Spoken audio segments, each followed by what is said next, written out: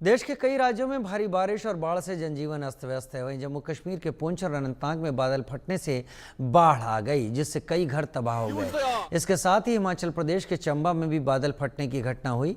मध्य प्रदेश में 35 जिलों में बारिश का अलर्ट है। नर्मदा नदी खतरे के निशान से ऊपर बह रही है। उधर नेपाल की बात करें तो वहां भी भारी बारिश के कारण बाढ़ आ गई है, जिससे मैत्री सेतु बह गया और 18 लोग लापता बताए जा रहे हैं। मानसून की आफत अलग अलग इलाकों में दिखाई पड़ रही है। खास तौर पर पहाड़ी इलाकों में मानसून की आफत के चलते कई तरह की परेशानियां लोगों के सामने आ रही हैं। उधर दिल्ली एनसीआर में झमाझम बारिश ने राहत दे दी। तेज बारिश के कारण मौसम सुहाना हो गया। हालांकि सड़कों पर पानी भरने से कई जगह जाम भी लग गया। संवाददाता आनंद सिंह की दिल्ली से ये रिपोर्ट। तो अभी इस वक्त हम खड़े हैं दिल्ली में और सेंट्रल दिल्ली का ये अकबर रोड का इलाका है। और अभी से कुछ ही आधे घंटे पहले दिल्ली में करीब 20 मिनट तक की बारिश हुई और उसके बाद जो यहाँ की ट्रैफिक की स्थिति है वो आप देख सकते हैं यहाँ तस्वीरों में कि किस तरह से वाटर लॉगिंग यहाँ पर हो चुकी है।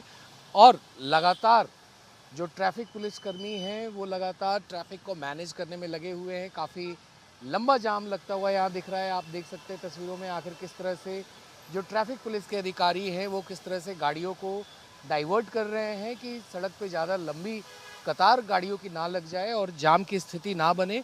और आप सड़कों पे भी देख सकते हैं किस तरह से यहाँ पे पानी का जमाव हो चुका है। ये जो रोड है अकबर रोड, ये इंडिया गेट से अकबर रोड को कनेक्ट करता है जामनगर हाउस के पास। और लगातार जो वाटर लॉगिंग यहाँ हुई है सिर्फ 20 मिनट की बारिश में, उससे आपको दिल्ली की स्थिति समझी जा सकती है यहाँ से कि किस तरह से बारिश के बाद जो जल जमाव की समस्या है वो फिर से उजागर होते हुए दिख रही है। आखिर किस तरह से ये जो गाड़ियाँ हैं इसी पानी के बीच से वो अपना रास्ता अख्तियार करते हुए निकल रही हैं। और कैसे जो लगातार कर्मचारी भी हैं एमसीडी के, वो लगातार वो कोशिश कर रहे हैं कि ये जो जल जमाव हुआ है इस वक्त उसको कैसे जल्दी से जल्दी क्लियर किया जा सके। तो ऐसे में जाहिर तौर पर अब जो बारिश हुई है करीब 20 मिनट की दिल्ली में शाम के वक्त, उसके बाद काफ़ी जगहों पे ट्रैफिक काफ़ी हेवी हो चुका है। जाम की समस्या बनी हुई है। काफ़ी ऐसे जगह भी हैं जहाँ पर जल जमाव की भी समस्या आ रही है। तो ऐसे में लगातार जो है दिल्ली पुलिस के ट्रैफिक पुलिस जो है वो लगातार काम कर रही है ट्रैफिक को सुचारू रूप से बहाल रखने के लिए। वहीं एमसीडी के भी कर्मी लगे हुए हैं ताकि जो जल जमाव हुआ है जहाँ जहाँ पर उसको तुरंत उसकी निकासी कराया जा सके। कैमरा पर्सन हिमांशु नेगी के साथ आनंद सिंह, ITV नेटवर्क, दिल्ली।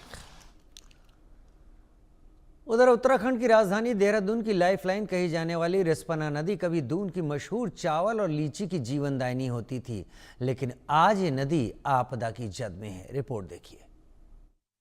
हम आपको रूबरू कराएंगे एक ऐसी हकीकत से जिसे देखना कोई नहीं पसंद करता, सुनना कोई नहीं पसंद करता।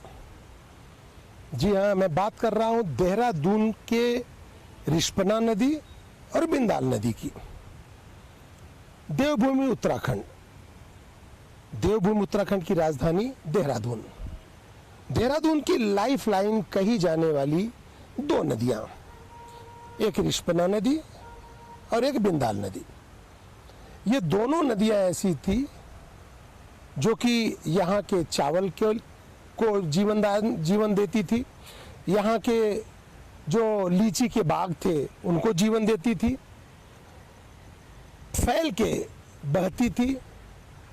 और ऊपर राजपुर के ऊपर से दो फाल थी, वहां से मसूरी के पास से ये नदी आती थी। और ये दोनों नदी कहते हैं कि ऊपर मसूरी के पास शिखर फॉल और मासी फॉल है, वहां से ये निकलती थी। इसके आप देखिए दोनों तरफ क्या स्थिति है। इनके पूरे बहाव को बाधित कर दिया गया है।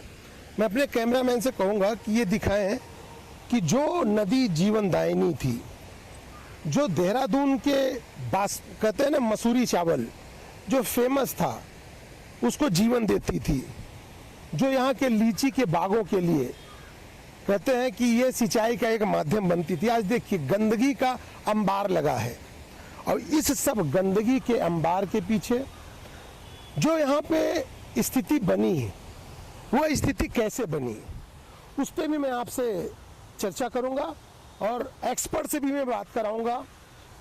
ये देखिए सामने पुल है, ये रिस्पना नदी है। रिस्पना नदी का वह पुल है।